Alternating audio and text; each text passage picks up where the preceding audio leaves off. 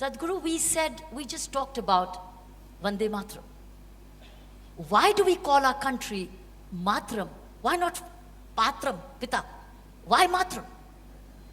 Why it's motherland? Why not fatherland? Why not both? Because though essentially a nation is a people, Yes. but the boundaries and the definition of a nation comes from a land. Yes. A land or earth, we've always seen it as mother, because if we sow a seed, life comes back at us. Yes. So we see it as a woman. So, almost everywhere except in certain very martial cultures, always nation has been seen as a woman or a mother, because it's a definition of a defined aspect of geography which makes a nation in a certain sense. Yes. Is that the only reason? When did it begin? I would say it began with this nation because this is the oldest nation on the planet. It defies what people think is a nation today. The modern nations are made. People are making nations based on language, religion, race, ethnicity, maybe a little bit of ideology, one or two. Essentially, it is the sameness of people which makes a nation. But we, as we have known this nation for over 8,000–10,000 years as Bharatvarsh, we have never defiled ourselves with sameness.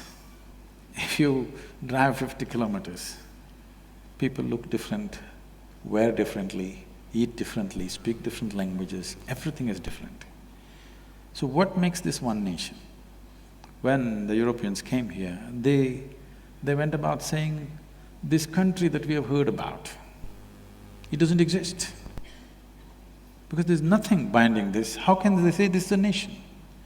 But for over 8–10,000 years, within this subcontinent and also in the remaining part of the known world of those days, everywhere people refer to this as one nation, though at some points we were over 200 political entities. Yes. So what is it that makes this nation? Yes. This is something the leadership in this country and the people of this country must really look at.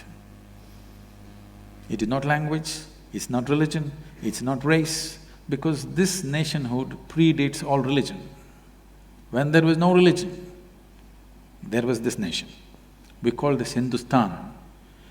It did not mean representing a particular group of people who belong to a certain religion, it was only a geographical description. The land between Himalayas and the Indus Sarovar is Hindustan. It does not represent a particular religion.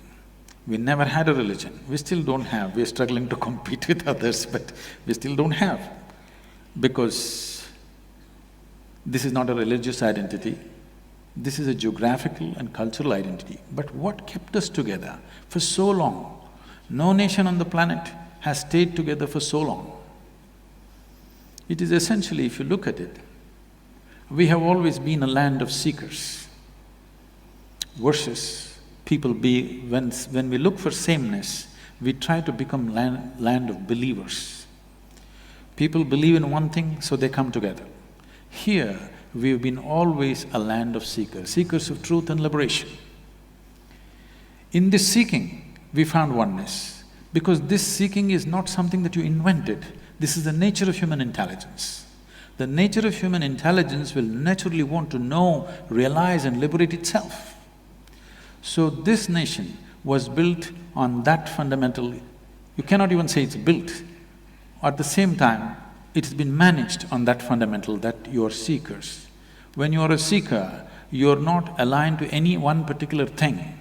It is just that you're aligned to the life process within you, and that never goes wrong. Always, every life, it doesn't matter how badly you contaminate them with belief systems, with, brainwashing and whatever you do, Still, an individual, once his survival is taken care of, he seeks to know. He wants to know what is the nature of his existence, what is everything around him. Whether you call it science or spiritual process or inquiry or quest, it doesn't matter what you call it. Essentially, human intelligence wants to know, wants to transcend its present limitations, wants to liberate itself from the fetters in which we're existing right now. So we built a nation on this longing, this seeking, and it cannot be destroyed as long as we keep this seeking alive. If we do not transform ourselves towards sameness, we will always be one.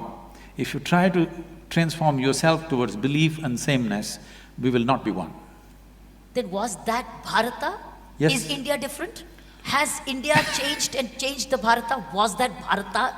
Bharat. Bharat. Bharat means Bharata. Bhava means sensation. Because your whole experience of life is sensory right now. What you see, what you hear, what you smell, what you taste, what you touch are different types of sensations. So sensation is the basis of your experience right now. This is the fundamental of your experience. Bha means sensation, out of which comes emotion. Right. Ra means raga, or the tune. The tune is not yours. The existence has already set the tune. You cannot set the tune. Now you have to just find the rhythm, which is the thala. If you find the right rhythm, you are a fantastic human being. If you miss the rhythm, you're crushed by the process of life. So we called this nation Bharata, and the first, or not necessarily the first, one of the great kings of the past was Bharata. People say the country is named after him. No, he is named after the country. There are so many Bharats and Bharatis in this country. Their country is not named after them. They are named after this nationhood. Did we make a mistake then in converting our name from Bharat to India? A serious mistake, because you need to understand this. Whenever somebody occupies a nation, any conquering forces, when they take over certain nations, first thing they will do is they'll change your name. This is the technology of dominance. This is the technology of enslaving. You must see, if you look at the African-American history, when African people were brought in, the first thing is, at the port, their names were changed. Whatever they had African names, they were taken away and some silly names will be given. That's what has been done to us. Thiruvananthapuram is Trivandrum, okay? Chennai is Madras. We don't know whether we're mad or we're rascals. Like this, India, what does it mean? It doesn't mean anything. So if I give you a meaningless name, you will become a meaningless, stupid person in front of me, because I have a meaningful name, I have a tradition, I have a culture, you have nothing. So in that context, we have become India. This is the first thing, because the concept of a nation must sink into everybody's mind. Yes. Because nation is just an idea. When this idea burns through your mind and sinks into your heart and your passion is risen towards that, then you have a real nation. Otherwise, nation is just in the paper. This is the unfortunate reality for us right now. So at least when they left in 1947, the first thing we should have done is change the name in such a way that it resonates in some way in everybody's mind. Right. Now you are using an English name for an Indian nation. Hardly 2–3% of us can speak English language in this country properly, okay? The remaining people are essentially left out. I think this is one thing I would like to request the present Prime Minister. We must rename this country in a way it reverberates in everybody's hearts. Wow.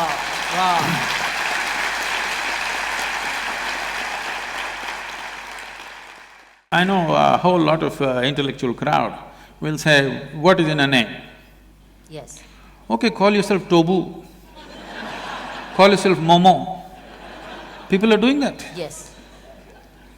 I'm not saying… I'm not against anything. All I'm saying is, when you utter your name, you must understand there is sound. Whatever we utter is only a sound. The meaning is only a psychological thing, a social thing. Right now, if I say Kiran, it's only a sound. The meaning is psychological and social. Leave the meaning of it. The sound is existential and it has a power. Bharat has power. This power has to reverberate through everybody's hearts in this country. And the idea of what it means to be an Indian, the fundamental concept, 5 things you must know about being an Indian. This must get across to every human being. Because if every human being who lives in this country, if his aspirations are not the same as the national aspiration, then you don't have a nation, you just have names. It is not just that the name will do everything. Name has to inspire passion in people for the nation. Yes. Right now, they have only hormonal passions going, there's no passion for the nation. Yes. Okay? Yes. So that is why what is happening to the woman is happening. Yes. So, it is not that a name is a solution for everything, but nationhood. Why nationhood is important is, why can't we think about the whole world? We can. But nationhood is the largest piece of humanity that you can be committed to right now. That's why a nation is important. When we say you are committed to this nation and its well-being, that means at least if not 7.2 billion people, at least you're committed to 1.2 billion, 1.25 billion people, which is a great step from being committed to your own personal well-being. Yes. So in that sense, nation is important. As a spiritual being, for me, I'm not a nationalistic person that way. I would like to look at every human being and every creature on this planet the same way, that's how I am. But nation is important because the scope of one's passion, involvement and concern has expanded beyond likes and dislikes of 2 people sitting here. I think with the return, as we notice, return of Hindi much more. In the last 10 days, Hindi has returned much more. So we might hear Bharatvasi much more, Bharatiya much more. You're leaving us out, we are from the south. Then you learn a little bit of Hindi then. No, we won't. You won't? No. Why? That is why I'm telling you, it is not the sameness which binds us. We are different people, but we are fine together. That is the nation, that is the nature of this country. That is what has to be encouraged. Okay. You don't try to teach everybody Hindi. You don't try to teach everybody Tamil. I speak Tamil, you speak this thing, you eat paratha but I eat idli, I think that's the best thing, you think that is the best thing, it doesn't matter. But we have no issues. In the same family you can work… 5 people are there, they're worshipping 5 different gods, but no problem, in the same room. I don't see an imposition, I see more of a promotion. That's what I feel. That will happen anyway. We are in a cusp, where we are in a position today, we've got a decisive mandate. I'm not being political, but that's a political reality today. We have a decisive mandate today. Where does this mandate begin from? And where do we all fall in? Where do we fall in place? Because this is being webcasted and millions of people are watching you all over the world as Indians. I think we've got 2 responsibilities. One is a people's responsibility, I have the others decided is a leader's. from now on I will not use the word Indian.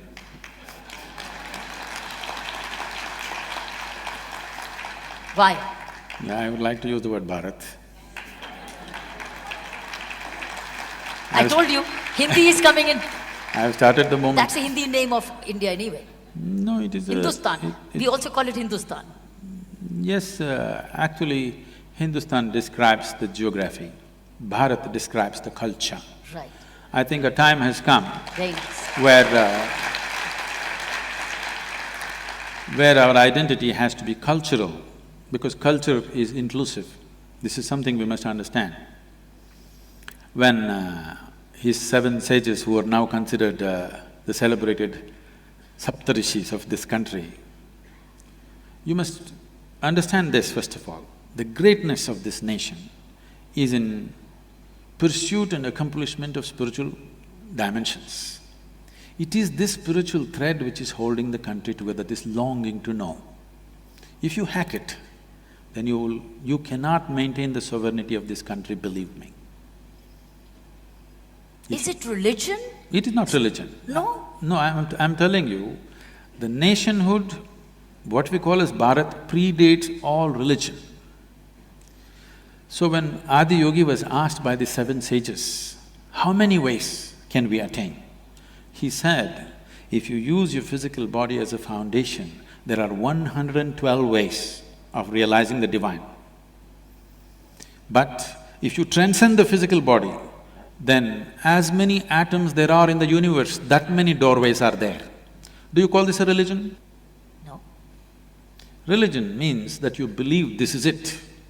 And unfortunately, religious teachings, a whole lot of religious teachings do not believe in nationhood. They do not believe in the fundamental existence of a nation. Now, this is not about going with somebody, for somebody, no. First of all, we must decide, are we a nation? If we are, the idea of a nation should be burnt into everybody's head. How? Where do we begin from? Schooling, of course. With the teachers with no general knowledge? You can train them in a summer. Who trains them? This is what needs determination in the leadership, that's what I'm saying. What is this country? See, I must tell you this. The United States of America, in the 20s particularly, when a whole lot of Italians and others, particularly Italians, a lot of them moving to United States, now they speak their own language, they eat their own food, they're among themselves, they will not mix with the so-called American thing because their culture they think is richer, they're somewhat, like a exuberant population like India at that time, so they won't mix. So the US government did something which is amazing, which today I'm sure a whole lot of intellectuals will brand this as fascist, but they'll all queuing up to go to United States, of course. US government made posters. For Germans, one kind of posters, for Italians, one kind of posters, Jewish people, another kind of posters. Within the kitchen of every home, they must fix this poster, okay? It's a government-released poster. Wow. Where an Italian housewife, how she should serve an American breakfast every day in the morning, how she should be dressed, how the table should be set, what should be for breakfast. For lunch, dinner you can eat Italian, but breakfast should be American. Wow. You understand? I'm saying this may sound fascist, Yes. but it is with this they integrated different ways. I'm saying even something so small as what you're eating for breakfast, the government is looking at it because they're interested in making a nation. Wow. I was amazed. I saw that poster is still with me somewhere. I was amazed to see that somebody went into such elaborateness of putting people together. If you'd left them like that, they would all be separate nations within a nation and fighting with each other. Absolutely. Whatever said and done, America is such a melting pot, but one nation,